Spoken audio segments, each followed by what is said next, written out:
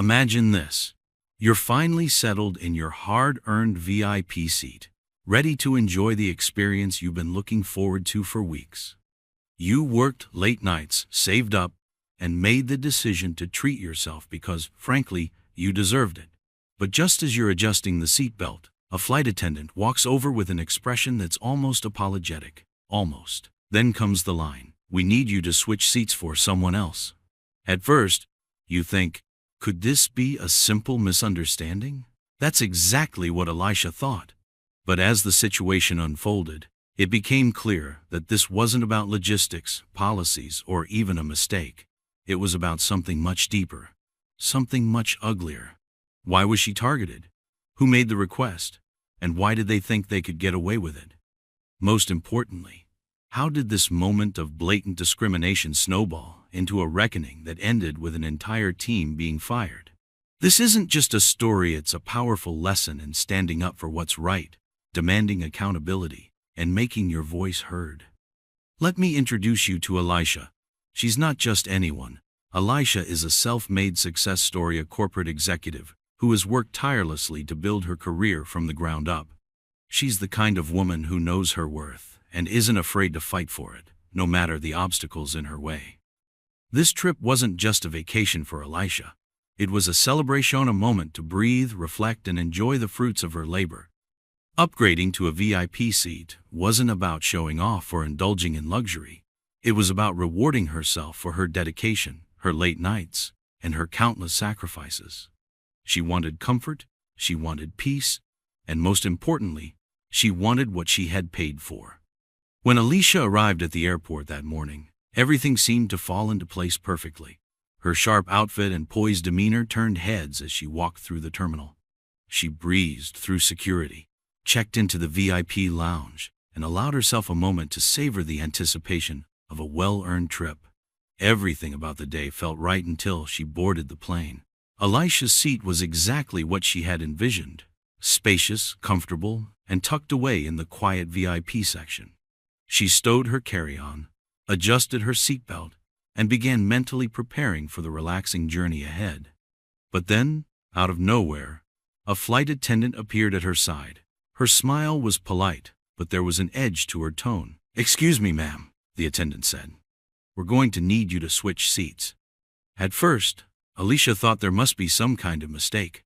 "I'm sorry," she replied, her tone calm but firm. She double-checked her ticket, holding it up as if to confirm her own memory. "This is my seat. Is there an issue?" The flight attendant hesitated for a moment, but then her polite smile faltered. "No issue," she said, her voice clipped. "It's just that we have another passenger who needs this seat." For a brief second, Elisha considered whether the request might be reasonable. Perhaps the passenger had a legitimate need, a disability, a medical condition, or something urgent.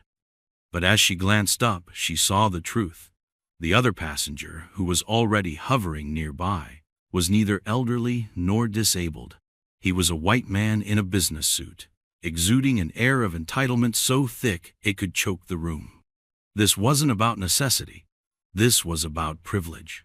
Elisha's pulse quickened, but she didn't let it show.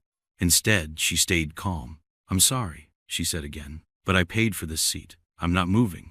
The flight attendant's demeanor shifted immediately. The polite veneer melted away, replaced by frustration. "We're asking you to cooperate," she said, her tone sharp now. "It's just a seat." Elisha didn't flinch. "It's not just a seat," she replied firmly. "It's the seat I paid for. If there's a reason I need to move, I'd like to hear it." The tension in the cabin was palpable. Other passengers were starting to notice the exchange, their heads turning to watch the drama unfold. A murmur rippled through the crowd. Some faces were sympathetic, nodding slightly in Elisha's direction. Others were carefully neutral, unwilling to take a side. And then there were the few who looked outright annoyed, not at the situation, but at Elisha herself, as though her refusal to comply was somehow an inconvenience to everyone else. For Elisha, this moment was about more than a seat. It was about principle. It was about dignity. She had worked too hard, sacrificed too much to be pushed aside like this. She wasn't just standing up for herself. She was standing up for every person who had ever been made to feel like they didn't belong. As the murmurs grew louder, Elisha could feel the weight of their gazes, but she remained steady. This wasn't her first encounter with injustice, and it likely wouldn't be her last. Her resolve only strengthened with each passing second. If she caved now, what kind of message would that send to herself, to the flight crew, to the other passengers who were watching? What followed was a moment that would ignite a storm of events, a cascade of actions that would shake this airline to its core. But before we dive into that, let's unpack what really happened here. How did Elisha handle the situation? What steps did she take to ensure her voice was heard? And how did this seemingly small act of discrimination lead to an entire corporate team being held accountable? Stick around, because this story is about to take some twists and turns you won't see coming. As the flight attendant stood firm in her demand, Elisha realized she was at a crossroads. She could comply, relinquishing her seat to avoid further escalation, or she could stand her ground, knowing that doing so might provoke a larger confrontation. For Elisha, the choice was clear. "I'm not moving," she said, her voice steady. "If there's a legitimate reason for this request, I'd like to hear it. Otherwise, I'm staying right here." The attendant's expression darkened. Clearly, she hadn't expected resistance. "Ma'am," she began again, her tone sharper now, "this is a matter of convenience. The other passenger paid for their seat, just like I did," Elisha interrupted, finishing the sentence for her. "Convenience doesn't justify asking someone to give up what they've rightfully purchased." Her voice wasn't loud, but it carried a weight that made others in the VIP section turn their heads. By now, the tension had drawn the attention of several passengers. A middle-aged woman across the aisle leaned forward, her face etched with concern. "She's right," the woman said quietly, addressing the flight attendant. "This doesn't seem fair." The murmurs began spreading like wildfire. The passengers closest to the scene exchanged glances. Some nodded in agreement with Elisha, while others whispered among themselves, casting glances of irritation not at the airline, but at Elisha. "I paid for my ticket too, and this whole thing is slowing us down," muttered a man a few rows back, shaking his head. Elisha appreciated the support from the woman across the aisle, but the flight attendant seemed undeterred. "We're asking for cooperation," she repeated, as though the sheer repetition would change Elisha's mind. "The other passenger has a very tight connection, and so do I," Elisha shot back. "In fact, I upgraded to this seat precisely because I needed the extra space and comfort for my connecting flight. I'm sorry, but my needs aren't less important." It was then that the other passenger, the white man in the business suit, decided to chime in. His voice was clipped and dripping with entitlement. "This is ridiculous," he said, glaring at Elisha. "It's just a seat. You're being unreasonable." Elisha turned to face him, her calm demeanor unwavering. "I paid for this seat, just as you paid for yours," she said. "If it's just a seat, why don't you take the one assigned to you?" The man's face flushed. He opened his mouth to retort, but stopped as another passenger, a younger man seated behind Elisha, interjected. "She's got a point," he said loudly enough for the whole section to hear. "If you want a VIP seat, pay for one like everyone else." The man in the suit turned and shot a glare at the younger man, who raised his hands in mock surrender but smirked slightly. Elisha saw the tension ripple across the cabin as more passengers began muttering among themselves, some agreeing with her, others clearly wishing the scene would end. The flight attendant, sensing that she was losing control of the situation, stepped back and gestured toward the front of the plane. "I'll be right back," she said curtly before walking away. For a moment, Elisha allowed herself to breathe. She could feel the stares of the other passengers, some sympathetic, others indifferent. A few, however, sided with the man in the suit, their expressions a mix of annoyance and disapproval. Elisha caught snippets of their murmured conversations. "Why doesn't she just move?" one woman whispered to her seatmate. "It's not a big deal." Elisha clenched her hands in her lap. The urge to simply give in and make the discomfort go away was strong, but she resisted. She thought about all the times she'd been asked no, expected to shrink herself, to make space for others, to accept less than she deserved, simply because it was more convenient for someone else. Not today, she thought. Not this time. That was bold, said the woman across the aisle, offering Alicia a small smile. Good for you. Alicia nodded, but she didn't feel triumphant. She felt tired. Tired of always having to prove herself, to defend her right to exist in spaces she'd earned. But she also felt resolute. This wasn't just about a seat.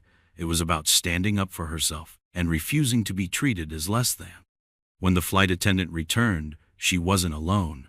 A supervisor, a middle-aged man with a clipped demeanor, followed closely behind. His forced smile did little to mask the irritation in his eyes as he approached Alicia. "Ma'am," he began, "we understand there's been some confusion. Let's see if we can resolve this amicably." "There's no confusion," Alicia replied evenly. "I paid for this seat. I'm not moving." The supervisor's smile tightened, and his tone became more measured, though no less condescending. "I understand your perspective, but we're asking for your cooperation. The other passenger has certain priorities, and—" "His priorities don't trump mine," Alicia interrupted. "I've made it clear I'm not moving." The supervisor's face hardened. "If you refuse to cooperate, we may have to involve security," he said. Alicia's heart pounded, but she didn't flinch. "Go ahead," she said. "In fact, I'd like to speak with them myself. I want it on record that I'm being asked to relinquish a seat I paid for without any legitimate reason." This statement seemed to catch the supervisor off guard.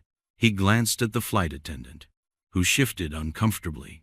"There's no need to escalate this further," the supervisor said, his tone now tinged with frustration.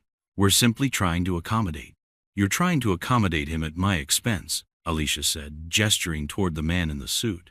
"If that's the airline's policy, I'd like it in writing. Otherwise, I'm staying right here." The murmurs in the cabin grew louder. A man 2 rows back chimed in, his voice tinged with irritation. "Why is this taking so long? Just let her keep her seat and move on." Another voice, louder and sharper, cut through the air. "This is outrageous. This airline should be ashamed." The comment came from an elderly woman seated near the front of the VIP section. Her words drew a smattering of applause from a few passengers, while others continued to murmur among themselves. The supervisor sighed heavily. "I'll need to consult with the captain," he said finally. "Please remain seated while we resolve this." As he walked away, Alicia exhaled, her hands gripping the armrests of her seat. She could feel the adrenaline coursing through her, but she refused to show any sign of fear or uncertainty. She was determined to see this through, no matter the outcome. As the plane touched down, Alicia's resolve hadn't wavered, but her exhaustion was evident. She had won the battle on board, but she knew this wasn't over. The entire experience was seared into her mind, each word and gesture replaying in vivid detail. It was time to take action not just for herself, but for everyone who had ever been in her shoes. After disembarking, Alicia didn't hesitate. She found a quiet corner in the terminal, her suitcase parked beside her, and dialed the airline's corporate customer service number. The hold music was grating, but it gave her a moment to collect her thoughts.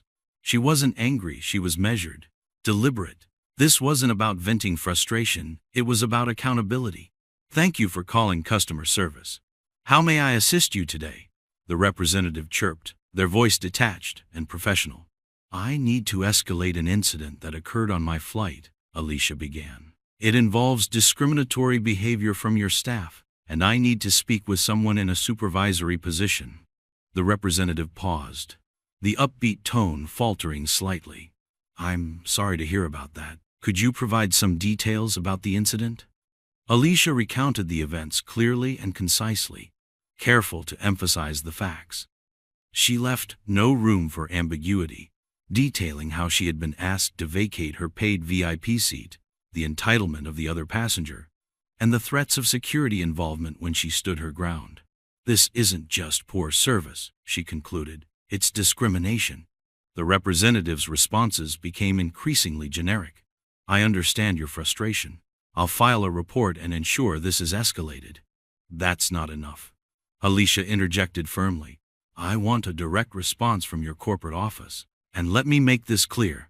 If I don't hear back, I won't hesitate to take this public." Her tone left no doubt. The representative, likely sensing the seriousness of the situation, promised that a report would be sent to their higher-ups immediately. But Alicia wasn't one to leave things to chance. As soon as she ended the call, she opened her phone and began drafting a post for her social media accounts. Alicia knew the power of storytelling, especially in an age where a single viral post could topple corporations. That evening, she composed a detailed account of her experience. She included every relevant detail: the flight number, the staff's behavior, the other passengers' entitlement. She kept the tone factual but unapologetically firm, ending with a poignant statement. "This is the reality for Black travelers, even in spaces we've paid to occupy. Enough is enough." Within hours, her post began to gain traction. Comments flooded in, some from people who had witnessed similar incidents, others expressing outrage on her behalf. Stories of discrimination poured in from other travelers. A man denied boarding because he looked suspicious. A family separated from their seats due to an error that magically didn't affect anyone else. The floodgates had opened.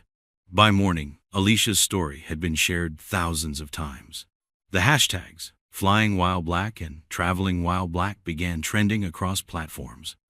Influencers and advocacy groups picked it up, amplifying the message further. Alicia's inbox overflowed with messages of support, media inquiries, and most notably screenshots of others vowing to boycott the airline until justice was served. Social media users unleashed their fury on the airline's official accounts. Posts demanding accountability were accompanied by screenshots of Alicia's viral story. One particularly scathing comment read, "So, you're telling me a Black woman can't even sit in a seat she paid for without being harassed? Do better." Memes began circulating, with captions like, "Airline policy, VIP equals very intimidating passenger if you're Black, and upgrade your racism today." Influencers with millions of followers joined the conversation, tagging the airline and demanding change. Videos dissecting the incident garnered millions of views, further amplifying the pressure. Within hours, media outlets picked up the story. Headlines ranged from "Airline faces racism allegations after VIP seat incident" to "Black traveler takes a stand against discrimination." Alicia, inundated with interview requests, chose her words carefully. She wasn't seeking revenge, she was seeking change. "This isn't about me," she told one reporter. "It's about a systemic issue. This is the kind of behavior people like me face every day, in countless industries. I'm just not willing to accept it anymore." Television segments debated the implications of Alicia's story, with panelists discussing the broader issue of systemic racism in travel and customer service. Advocacy organizations called for boycotts, while public petitions demanding the airline issue a formal apology garnered tens of thousands of signatures within days. Meanwhile, the airline's leadership scrambled to contain the fallout. Internally, frantic emails and meetings consumed the corporate office. Public relations experts were brought in to mitigate the damage, but the initial response only added fuel to the fire. Alicia received an email from the airline's corporate office. The tone was defensive, the wording careful. "We regret to hear about your experience and are committed to providing all passengers with the utmost respect and fairness. We are investigating the matter and will respond shortly." The response fell flat. Social media users quickly dissected the email, pointing out its lack of accountability and sincerity. Comments like, "This isn't an apology, it's damage control," and "They're more worried about their image than fixing the problem," flooded the airline's pages. The airline's attempt to placate the situation backfired spectacularly. The team released a follow-up statement, promising a comprehensive review and enhanced sensitivity training for all staff. But it wasn't enough to contain the growing outrage. The public demanded tangible actions, reparations, firings, and most of all, an acknowledgement of systemic issues within the company. The CEO, initially silent, eventually appeared in a brief interview. "We are deeply sorry for the incident and take these allegations seriously," he said, but his expression betrayed discomfort. Critics were quick to point out the lack of concrete steps outlined in his response. "Sorry isn't enough when this keeps happening. one commenter wrote. The boardroom at the airline's corporate headquarters had never felt more suffocating. The conference table, usually surrounded by executives in crisp suits discussing quarterly profits, was now the center of a heated debate. A giant screen displayed trending hashtags "Reform the Airlines," "Flying While Black," and "Accountability Now." Every few seconds, new notifications pinged into the company's social media monitoring software, each one amplifying the crisis. "This is spiraling out of control," said the chief operating officer, wiping his brow. "We need immediate action." The CEO leaned back in his chair, his jaw tight. "We're beyond immediate action," he said grimly. "We're in damage control." But Alicia wasn't interested in their damage control. As these executives scrambled to protect their reputations, she was already 3 steps ahead. Her focus wasn't on punishing individuals, it was on dismantling a culture of discrimination and setting a precedent for real change. The airline's internal investigation started with the usual corporate playbook interviews, paperwork, and damage assessments. HR staff sat across from the flight attendant involved in the incident, whose defensiveness was palpable. "I was just following orders," she said, her voice strained. "The supervisor told me to handle it. What was I supposed to do?" But the records told a different story. Complaints about her behavior toward passengers of color had been filed before, each one dismissed with vague justifications. She was under stress. The passengers were uncooperative. This time, there would be no dismissals. The scrutiny was too intense. The supervisor, meanwhile, was resolute in their version of events. "Look," they said, their tone clipped. "She refused to cooperate. We couldn't delay the entire flight over one passenger. I did what I had to do."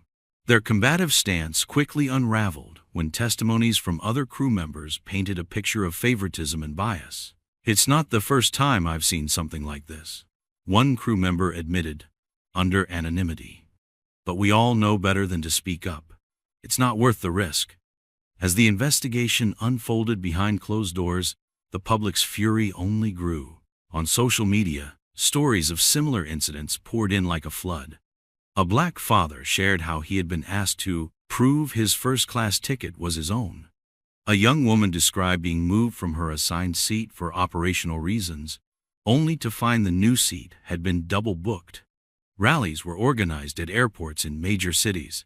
Protesters held signs reading, "No room for racism in the skies," and "Seats shouldn't come with strings." Advocacy groups demanded not only accountability for the incident, but also sweeping industry-wide reforms. "This isn't just one bad apple," said a spokesperson for a civil rights organization during a press conference. "This is a systemic problem, and we won't rest until the entire orchard is examined." For Alicia, the wave of support was overwhelming but invigorating. She fielded calls from journalists, activists, and even corporate leaders from other industries who wanted her perspective. Every interview was an opportunity to push the narrative beyond her personal experience.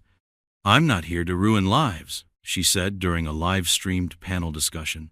"I'm here to make sure no one else has to go through what I did." But privately, Alicia knew the fight was far from over.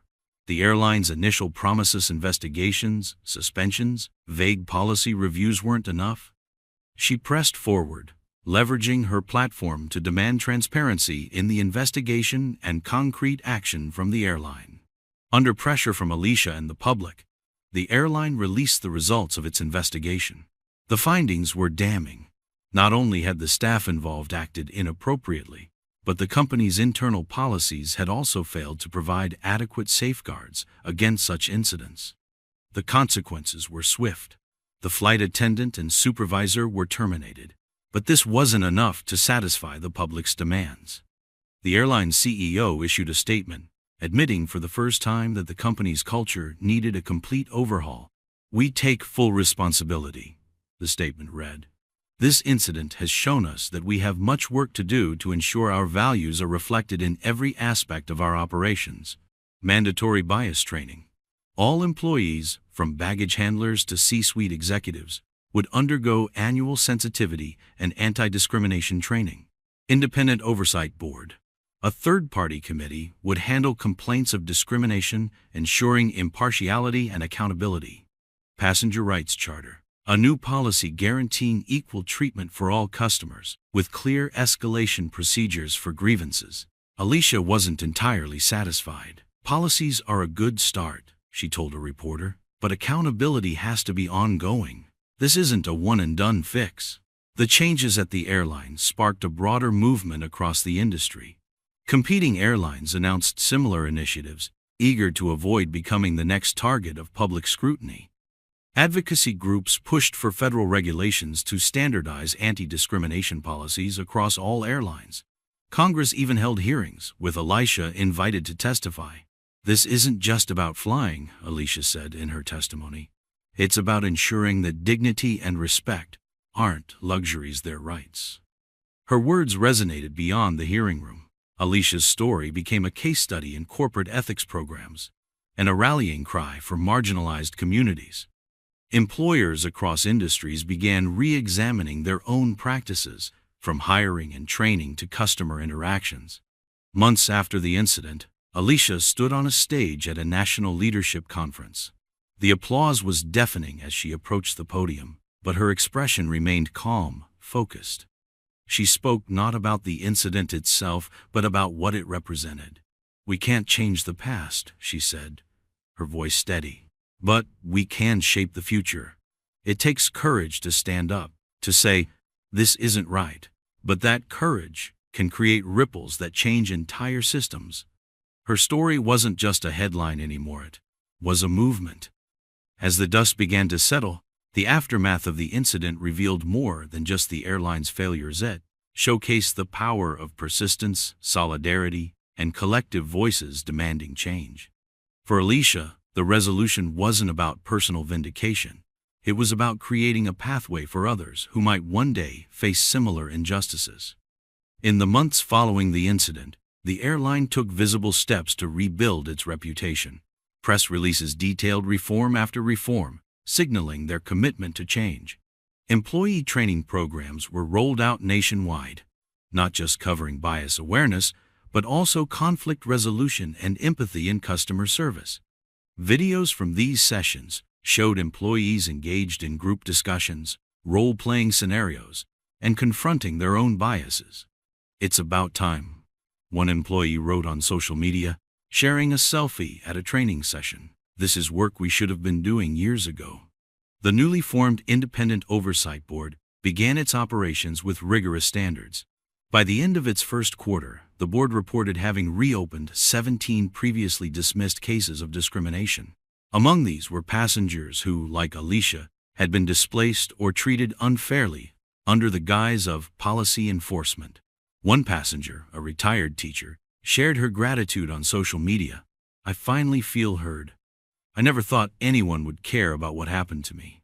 The airline also unveiled a bold initiative, a scholarship program for aspiring aviation professionals from underrepresented communities. The program's launch event featured testimonials from young pilots and crew members who spoke about the barriers they had faced. For the airline, this was an investment in the future, a way to ensure their workforce reflected the diversity of their passengers. While these moves garnered praise, skepticism lingered.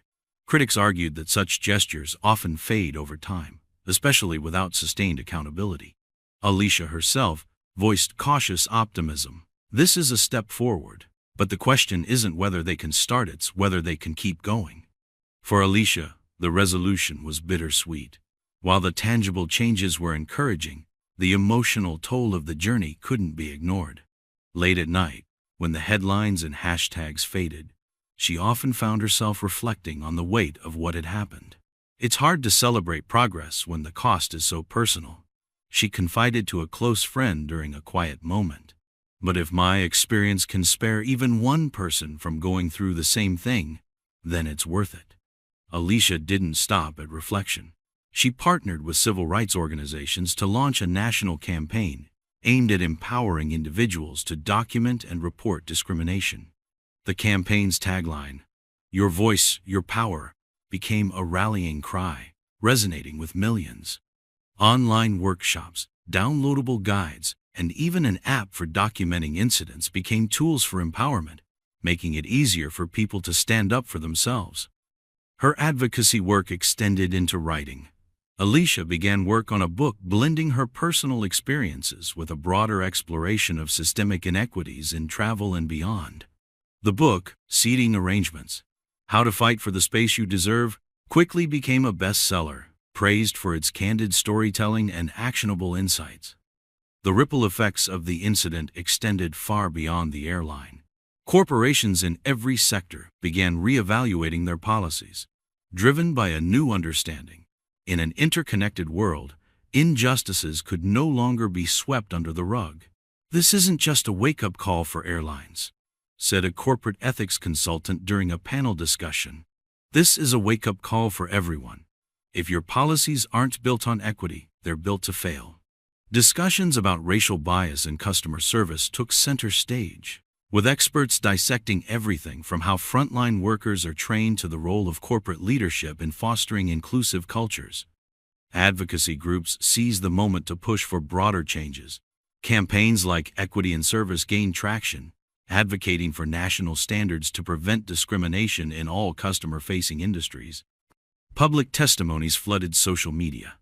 Platforms like Twitter and Instagram became virtual town halls, where marginalized voices found solidarity and strength. One particularly moving post came from a woman who shared, "I used to stay quiet because I thought no one would listen. Alicia's story reminded me that our voices matter." Even Congress took notice. Lawmakers proposed legislation aimed at regulating how businesses address complaints of discrimination. Informally dubbed Alicia's Law, the bill called for mandatory reporting of bias-related incidents and penalties for companies that failed to uphold anti-discrimination policies. Alicia herself was invited to testify at a Senate hearing. "This isn't just about me," she told the committee. "It's about ensuring that dignity and respect aren't privileges, they're rights." Through it all, Alicia's story became more than just a cautionary tale. It became a testament to the power of standing firm in the face of adversity. Her courage to challenge the status quo didn't just spark change, it inspired a movement. During a keynote speech at a civil rights summit, Alicia shared these parting words: "Every step forward starts with one person who refuses to step back. Don't wait for permission to stand up for what's right. Your voice is your power. Use it."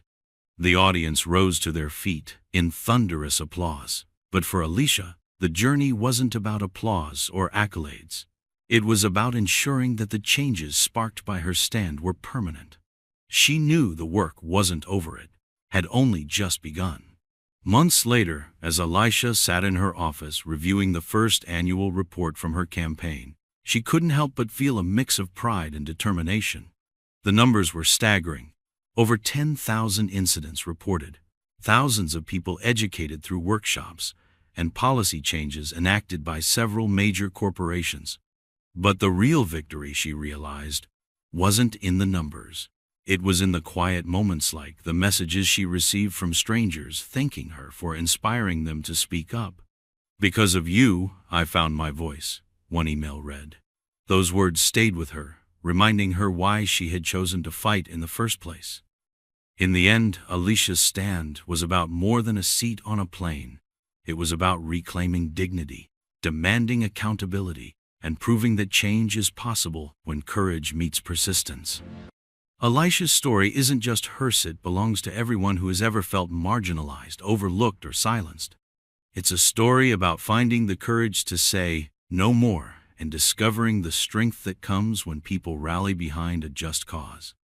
For those watching, this is your moment to reflect. How often do we witness injustice and remain silent? How often do we assume that someone else will speak up, only to realize that our silence allowed harm to persist? Alicia's stand reminds us that change begins with individuals who refuse to accept the status quo. There are tangible ways to carry this story forward. Start by educating yourself on the issues that underpin systemic discrimination. Support organizations like specific advocacy group names that work tirelessly to combat inequality. And most importantly, use your voice. Whether it's in your workplace, community, or personal interactions, every step toward fairness makes a difference. If Alicia's story resonated with you, consider sharing it. Conversations spark awareness, and awareness leads to action. Follow her campaign, Your Voice, Your Power, and explore the tools it offers for standing up against bias and inequality. This isn't just about corporations or institutions, it's about all of us. Injustice doesn't thrive in isolation. It relies on indifference. When we challenge unfairness, we don't just protect ourselves, we create a ripple effect that strengthens our communities. As Elisha often says, courage is contagious. Her decision to hold her ground on that plane inspired countless others to find their own courage. Imagine what could happen if we all chose to act, to speak, and to stand. Let this story remind us of the power of persistence.